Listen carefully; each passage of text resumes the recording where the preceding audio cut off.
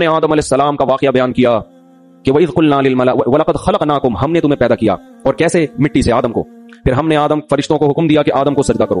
یہ ہمیں دنیا میں جب لایا جا رہا ہے تو ہمیں پروٹوکول دیا جا رہا ہے، اور جو آدم کو نہیں مانتے، جو کہتے ہیں بندر سے انسان بنائے، انہوں نے انسان کو پروٹوکول بولو نہیں دیا. انہوں نے تو انسان کی ایک اتفاقی حادثے کا نتیجہ ہے وہ، تو پھر انسان قابل عزت تھوڑی ہوا. ہمیں بتایا جا رہا ہے کہ انسان جب دنیا میں آیا بڑے اہتمام کے ساتھ آیا تھا، وہ ایسے ہی نہیں آ گیا. ساری مخلوق نے اس کو، آدم کو سجدہ کیا. شیطان اڑ گیا. اللہ نے کہا کہ تو نے سجدہ کیوں نہیں کیا؟ قال انا خیر منہ، میں اس سے بہتر ہوں. خلقتنی من نار، تو نے مجھے آگ سے بنایا اور اسے مٹی سے بنایا. آگ مٹی کو سجدہ نہیں کر سکتی. قرآن کہتا ہے، ہم نے کہا فاہبط منہا، دفع ہو جا یہاں سے، نکل جا یہاں سے، تجھے اس کی اجازت نہیں ہے کہ میرے حکم کے سامنے تو تکبر کر. انک من الصاغرین، آج سے تو میری نظر سے گر گیا ہے. بجائے توبہ کرنے کے شیطان نے کہا انظرنی الی یوم یبعثون، اے اللہ مجھے قیامت تک کے لیے زندگی دے دے. اللہ نے فرمایا انک من المنظرین، میں تجھے قیامت سے پہلے موت نہیں دوں گا، کر لے جو کرنا ہے. قال فبما اغویتنی، اے اللہ اس آدم کی وجہ سے تو نے مجھے گمراہ کیا ہے. لاقعدن لهم صراطک المستقیم، جب بھی یہ آدم سیدھے راستے پہ چلے گا میں اس راستے کے سامنے آ کر بیٹھ جاؤں گا، نہیں چلنے دوں گا. یہ جیلسی، حسد، اس کی وجہ سے ہوا، اس کی وجہ سے حسد میں آ گیا. ثم لآتینہم من بین ایدیہم، اے اللہ، یعنی چیلنج کر رہے اللہ کو، میں اس کے سامنے سے بھی آؤں گا، اس کے پیچھے سے بھی آؤں گا، دائیں سے بھی آؤں گا، وعن شمائلہم، بائیں سے بھی آؤں گا. ولا تجد اکثرہم شاکرین، اے اللہ ان میں سے اکثر کو تو دیکھے گا کہ وہ تیرے شکر گزار نہیں بنیں گے. 100% کا تو میں چیلنج نہیں کرتا، لیکن اکثریت کو جہنم میں پہنچا کے چھوڑوں گا. کیسے چیلنج کر رہا ہے؟ یہ نہیں کہہ رہا کہ میں سب کو گمراہ کرنے کی کوشش کروں گا، نہ رزلٹ بتا رہا ہے. یہ ایسے ہے جیسے کوئی آپ کو کہہ کر گئے کہ یار فلاں دہشت گرد ہے، اس سے لڑنا ہے. ایک طریقہ دھمکی کا یہ ہوتا ہے کہ میں اب تو نہیں چھوڑوں گا اس کو. ایک طریقہ ہوتا ہے کہ آپ دیکھ لینا کل صبح اخبار میں اس کی رپورٹ آ جائے گی، یعنی خبر بتا رہے ہوتے ہیں نا کہ بس یہ سمجھو کہ یہ کام ہے بھائی، ہو گیا، بس سمجھو کہ یہ بس آپ نے مجھے کہہ دیا نا، کل صبح اخبار میں آ جائے گا وہ. یہ طریقہ ہوتا ہے بڑی دھمکی کا. تو شیطان یہ نہیں کہہ رہا کہ میں سب کو گمراہ کروں گا، شیطان کہہ رہا ہے اللہ میں خبر پیش کر رہا ہوں، لا تجد اکثرہم شاکرین، اکثر لوگوں کو تو دیکھے گا کہ وہ شکر گزار نہیں ہے. اور قرآن کہتا ہے وَلَقَدْ صَدَّقَ عَلَيْهِمْ إِبْلِيسُ ظَنَّهُ، شیطان نے جو دعویٰ کیا تھا نا، اس دعوے میں شیطان نے اپنے آپ کو سچا پایا. اکثریت کو شیطان جہنم کا ایندھن بنا چکا ہے. جب شیطان نے یہ کام کیا، اللہ نے کہا اخرج منہا مذءوما مدحورا، نکل جا یہاں سے ذلیل ہو کر اور دھتکارا ہوا ہو کر، یعنی بجائے توبہ کرنے کے اور چیلنج پہ چیلنج کر رہا ہے.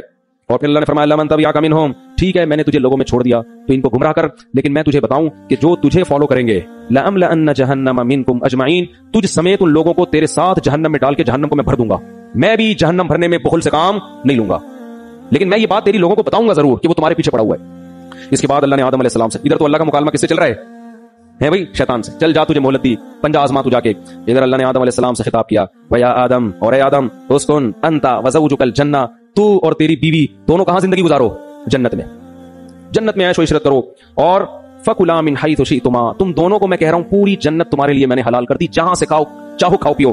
ولا تقربا هذه الشجرہ، یہ والا جو درخت ہے کھانا تو دور کی بات، اس کے قریب بھی مت جانا، اس کے قریب بھی مت جانا. فتکونا من الظالمین، دونوں ظالمین میں سے ہو جاؤ گے.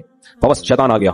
اس نے کیسا ہوشیار ہے، چلو پہلے آدمی کو چھوڑ دیتا کہ کل سے میں اپنا کام ابھی تھوڑا ریسٹ کر لوں، ابھی تو دھمکیاں ومکیاں چلی ہیں، ذرا ایک ہفتہ ریسٹ کرتا ہوں، تھوڑا آرام کرتا ہوں، اس کے بعد پھر جو ہے کوشش کریں گے. ویژنری لوگ جو ہے نا وہ ریسٹ نہیں، چاہے اچھا ویژن ہو چاہے برا بھی، اس سے پتہ چلتا ہے. اور شیطان اس میں کامیاب بھی ہوا. قرآن کہہ رہے اکثریت کہاں جائے گی؟ جہنم میں. شیطان نے جو کہا تھا نا کر کے دکھایا، لیکن بیوقوف یہ نہیں دیکھ رہا کہ میں بھی تو جا رہا ہوں. ٹھیک ہے، یہ بیوقوفی ہے اس کی. اس نے کہا کوئی بات نہیں، ہم بھی جائیں گے، ان کو بھی لے کے مریں گے. تو اسی وقت سے شیطان نے کام اپنا شروع کر دیا. یہ جنت میں کیوں چلے گئے؟ قرآن کہتا ہے فوسوس لہما الشیطان، دونوں کو جا کے دل میں وسوسے ڈالنا شروع کیا شیطان نے، دل میں وسوسے. لیبدیہما ما وقال ما نهاکما ربکما عن هذه الشجرہ، ان کے دل میں جا کے خیالات ڈالے کہ دیکھو پوری جنت میں ہر چیز کھانے کی اللہ نے اجازت دے دی ہے، یہی والے پہ پابندی لگائی ہے، اس کا مطلب اس میں کچھ ایسی خاص چیز ہے جو دوسروں میں نہیں ہے. یہ انسان کی نیچر ہے کہ جس چیز سے روکا جائے نا، آپ تجربہ کر کے دیکھ لیں، گھر میں نا ایک الماری رکھیں اور ہر جو دراز ہوتی ہے نا اس میں کسی میں لاک نہ لگائیں، ایک میں لاک لگا دیں، اس میں کچھ بھی نہیں ہے، اس میں مری ہوئی چپکلیاں ڈال دیں. آپ بے شک بچوں کو بولیں کہ اس کو نہیں کھولنا، بچے کسی کو نہیں کھولیں گے سوائے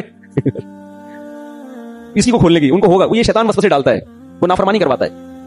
اب آدم علیہ الصلوۃ والسلام کے دل میں اور اما ہوا ان کی زوجہ، دونوں کے دل میں شیطان نے وسوسہ ڈالا اور کہنے لگا ما نہاکما ربکما عن هذه الشجرہ، دیکھو اس درخت میں کچھ تو ہے.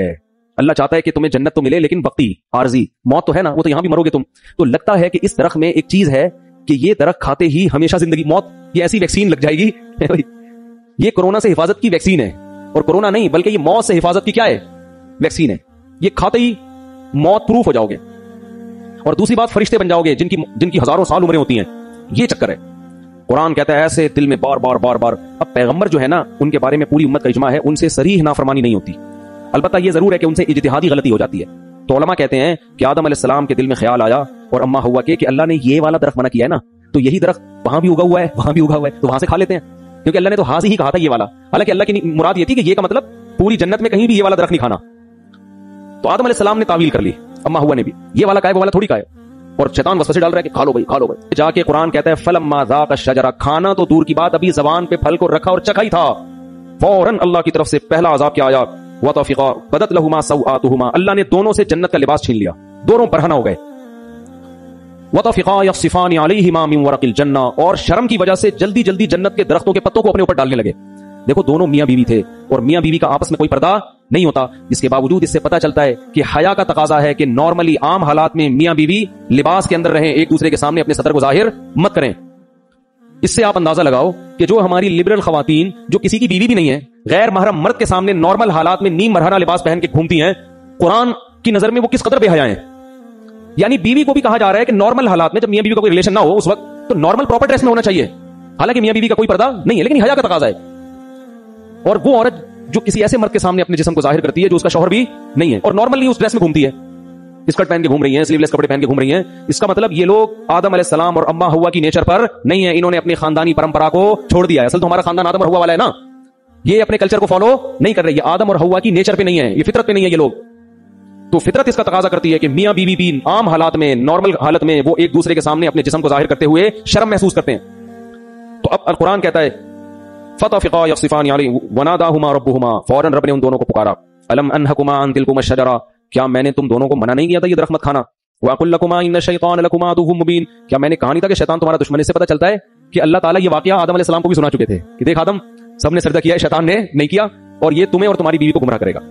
اب دیکھو ہوا کیا ہے، شیطان کو اللہ نے کہا تھا نا کہ سجدہ کیوں نہیں کیا، شیطان نے فوراً لاجک پیش کرنا شروع کر دی، میں بہتر اور یہ کیا ہے، یہ مجھ سے کمتر ہے. لیکن آدم علیہ السلام نے یہ کام نہیں کیا. آدم علیہ السلام نے یہ نہیں کہا کہ اللہ میں جنت میں آیا ہوں، تو نے یہ والا کہا تھا میں نے وہ والا کھایا، یہ والا تھوڑی کھایا. جیسے بچے نہیں فوراً شروع کر دیتے ہیں، فوراً عذر پیش کرنا شروع کر دیتے ہیں، میں نے یہ والا تھوڑی، میں نے تو وہ والا کھایا ہے. اور دوسری بات یہ کہ ایک دفعہ کھا لیا نا، کھایا کہاں ہے، وہ تو چکھا ہی تھا، ٹھیک ہے نا، کھایا کہاں ہے، ابھی تو زبان پہ رکھا تھا، کھانے دیا کہاں تو نے. دوسری بات یہ کہ اللہ جب تو نے پوری جنت میرے لیے حلال کر دی تو ایک درخت پہ پابندی لگانے کا کوئی فلسفہ میری سمجھ میں آتا ہے نہیں. ٹھیک ہے آئندہ میں احتیاط کروں گا، نہیں کھاؤں گا، لیکن یہ مائنڈ میں آنے والی بات ہے نہیں آ رہی بات. آج یہی ہو رہا ہے نا، شریعت عورت کو حکم دے رہی ہے پردہ کرو. خواتین کہتی ہیں ایکچولی پردے کی معاشرے میں ضرورت کیا ہے، مرد کی آنکھوں میں حیا ہونی چاہیے. یہ ان لوگوں کا کام ہے جن کے دلوں میں خدا کا خوف نہیں ہے، جیسے کہ شیطان کے دل میں نہیں تھا. اللہ نے حکم دیا، نبی نے حکم دیا داڑھی بڑھاؤ، رکھ لو بھائی داڑھی، نہیں رکھتے توبہ استغفار کرو. نہیں، ایکچولی وہ تو اس دور کا کلچر تھا، ایکچولی وہ تو یوں تھا، ایکچولی وہ تو اسلام کو داڑھی میں تھوڑی پورا اسلام رکھا ہوا ہے. اصل تو انسان کا کردار اچھا ہونا چاہیے، اخلاق اچھے ہونے چاہیے، دل نہ دکھاؤ. اور بھائی داڑھی رکھنا فرض ہے. اللہ نے موسیٰ علیہ السلام کو کوہ طور پہ بلا کے حکم دیا تھا کہ یہودیوں سے کہیں داڑھی رکھیں، داڑھی مت کٹائیں. ہمارے نبی کی بخاری مسلم کی حدیث ہے، یہود و نصارہ کی مخالفت کرو، داڑھی بڑھاؤ. تمام پیغمبروں کی داڑیاں تھیں، تمام پیغمبروں کی. لیکن آپ دیکھ لو ہمارا لیبل تک ایکچولی یوں ہے، دل میں داڑھی اندر ہونی چاہیے، اندر نہیں باہر بھی ہونی چاہیے داڑھی. اندر کا کوئی فائدہ نہیں ہے، باہر داڑھی پراپر ہونی چاہیے. نہیں رکھی جاتی توبہ استغفار کرو، اللہ سے مانگو، اللہ کے حکم کو تبدیل مت کرو. تو ہر چیز میں ایسا ہی ہو رہا ہے کہ پردے کے معاملے میں آپ دیکھ لو، اور دوسری شادی میں بھی یہی ہو رہا ہے. بات آگئی، یہ تو جلدی تھوڑی سی نکلتا ہوں آگے. بھائی 4 شادیوں کی اللہ نے مرد کو اجازت دی ہے کہ اگر وہ عدل کر سکتا ہے تو کرے.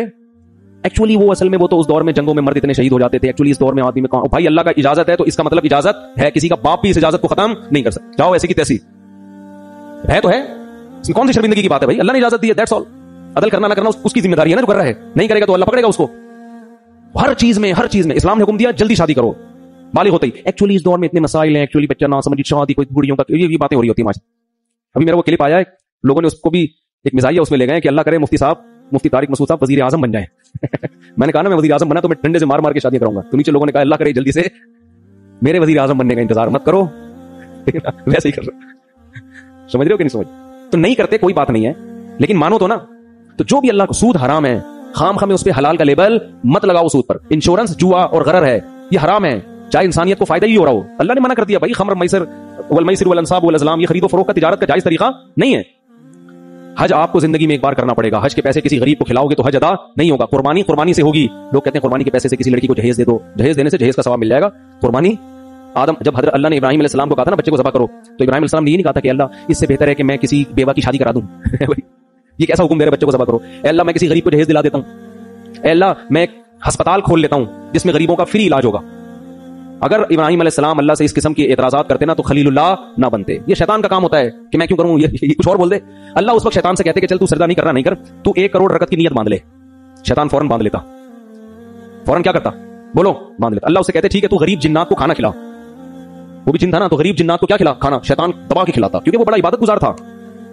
اس نے کہا سب کچھ کرنے کے لیے تیار ہوں, لیکن یہ حکم میری کھوپڑی میں آتا نہیں ہے. یہ جمعہ 8 دن آدم میرے سامنے پیدا ہوا ہے, میں پرانا عبادت گزار, کب سے عبادت کر رہا ہوں, میں اس کو سجدہ کروں. یہ بات ساڑھی خلچ بولو نہیں آتی. اللہ کو سمجھائے گا کہ تو نے, اب یہ دیکھو لوگ کہتے ہیں نا لڑکی کا آدھا حصہ کیوں ہے, لڑکے کا ڈبل کیوں ہے. مطلب آپ اللہ کو مشورے دے رہے ہو کہ اس نے بہن کا آدھا کیوں رکھا اور بھائی کا ڈبل کیوں رکھا. خواتین سے ہم کہتے ہیں مرد گھر کا سربراہ ہے, آپ کو اس کی اطاعت کرنی ہے. خواتین کہتی ہیں کیوں, فوراً کہتی ہیں کیوں, یہ اس میں کیا ہے, اس کو میں سربراہ مانوں, میں اس کی اطاعت کروں, یہ مجھ سے پوچھ کے گھر سے باہر جاتا ہے جو میں اس سے پوچھ کے جاؤں. بھائی مرد کو اللہ نے پابند نہیں کیا کہ وہ بیگم کو جہاں بھی جائے بتا کے جائے. عورت کو پابند کیا ہے کہ جب وہ گھر سے نکلے گی میاں کو بولو بتا کے جائے گی. ہاں مرد بھی اگر بتا کے جاتا ہے تو ایک اچھا میاں کہلائے گا. وہ مارکیٹ میں جو آج کل شارٹ ہیں, اچھی بات ہے, اخلاق کا تقاضا ہے, جہاں جا رہے ہو بتا دو. کوئی غلط, کوئی بم پھاڑنے تھوڑی جا رہے ہو, کوئی چرس پینے تھوڑی جا رہے ہو, دوستوں میں جا رہے ہو, بتا دو بیگم میں ذرا بیٹھا ہوا ہوں. اخلاق کا تقاضا. اور لیکن قانون کیا ہے کہ رخصتی عورت کی ہوتی ہے, آدمی کی نہیں ہوتی. وہ باؤنڈری ہے. لیکن آج کل سسٹم الٹ, آدمی کی ایسی کی تیسی ہو جاتی ہے, کم بہت 2 منٹ نہیں بیٹھ سکتا. لوکیشن پہ پتا چل رہا ہوتا ہے کہاں بیٹھا ہوا اس وقت. پوری میپ پہ لوکیشن ڈالی ہوئی ہوتی ہے, اپنے بندے کا ڈی این اے ڈالا ہوا ہوتا ہے اس میں. تو لوگ ڈپریشن میں آتے ہیں, یار گھر سے باہر کہیں آزادی ختم ہو گئی.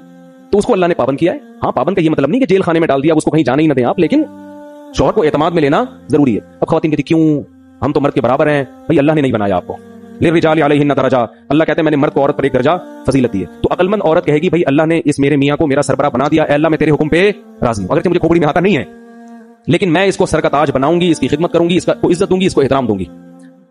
عقل مند عورت یہ کرے گی کس کو خوش کرنے کے لیے, اللہ کو, کہ بھائی یہ بھی مر جائے گا ایک دن تو مجھے اللہ اس پہ کیا دے گا, اجر, کہ تو نے اپنے شوہر کو راضی رکھا تھا. اور اللہ نے میاں کو پابند بنا دیا کہ سارا خرچہ کس کے ذمہ ہے, تمہارے ذمہ. اب میاں بیوی کو سمجھا رہا ہوتا ہے ایکچولی آج کل مہنگائی کا دور ہے, ایکچولی تم بھی جاب کرو, دیکھو گھر مل کے ایسے نہیں ہوتا, یہ ٹوپی ڈرامے ہیں. بھائی جب اللہ نے کہہ دیا بما انفقوا من اموالہم, مہنگائی ہو یا سستائی ہو, گھر کا سارا خرچہ کس کے ذمہ ہے, آدمی کے ذمہ, تو اب اللہ کو مشورے دینے کی ضرورت بولو نا یار نہیں ہے. تو ہم سب ہیں شیطان ہی, ٹھیک ہے, جس طرح سے اسٹائل ہے نا ہمارا, بدنام شیطان کو کیا ہوا ہے.